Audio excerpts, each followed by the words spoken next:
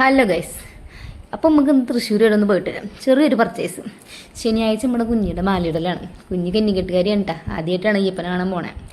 ഇല്ല, അത് പറഞ്ഞപ്പോഴാണ് എൻ്റെ തലയിലെ ഹെൽമെറ്റ് നിങ്ങൾ ആരെങ്കിലും ശ്രദ്ധിച്ചോന്ന് എനിക്കറിയില്ല കേട്ടോ. അതാണെങ്കിൽ വാങ്ങി എന്നോട്ട് ഇങ്ങനെയാണ്. എൻ്റെ തലയുടെ കുഴപ്പമാണോ ഹെൽമെറ്റിൻ്റെ കുഴപ്പമാണോ എന്നറിയില്ല. തലയിൽ വെച്ച ആൾ സെറ്റായിട്ടിരിക്കും, ഒന്ന് കാറ്റ് വീതിയ അപ്പോൾ ബാക്കിലോട്ട് പോയി. പിന്നെ ഒന്ന് ശരിയാക്കി വെക്കണം നമ്മൾ. കുഞ്ഞ് അവിടെ നിന്നൊക്കെ ഫ്രണ്ടിലായിരുന്നു.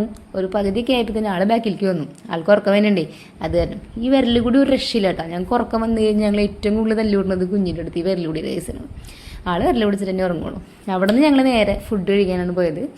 ഞാനൊരു മഷ്റൂം ബിരിയാണിയും ഏട്ടനൊരു വെജിറ്റബിൾ ബിരിയാണിയാണ് പറഞ്ഞിട്ടുണ്ടായിരുന്നത്. ഫുഡ് വന്നു. കുഞ്ഞും വെജിറ്റബിൾ ബിരിയാണി തന്നെ കഴിച്ചിട്ട് അവൾ ഒട്ട് എരിവ് കഴിക്കാത്ത കൂട്ടത്തില്ല. അതുകൊണ്ട് തന്നെ ഒരു ഫ്രൂട്ട് സലാഡും കൂടി പറഞ്ഞ് ആളങ്ങോട്ട് ഹാപ്പിയാക്കി. ഞങ്ങൾ മൂന്നാളിലും ഒരേപോലുള്ളൊരു വികാരമാണ് വിശപ്പ്. വിശപ്പ് വന്നു കഴിഞ്ഞാൽ ഞങ്ങൾക്ക് സങ്കടം വരും. അങ്ങനെ അവിടുത്തെ പരിപാടിയൊക്കെ കഴിച്ച് നേരെ കുഞ്ഞിൻ്റെ പർച്ചേസിങ് ആരംഭിച്ചു. ഫസ്റ്റ് തന്നെ കുഞ്ഞിക്ക് ഡ്രസ്സ് എടുക്കാനാണ് പോയത്. കറുപ്പ് ഡ്രസ്സ് നോക്കി നോക്കി ആൾക്കാണെങ്കിൽ ഉടുപ്പൊന്നും ഇഷ്ടമല്ല. ഉടുപ്പൊന്നും അവൾ ഇടേയില്ല.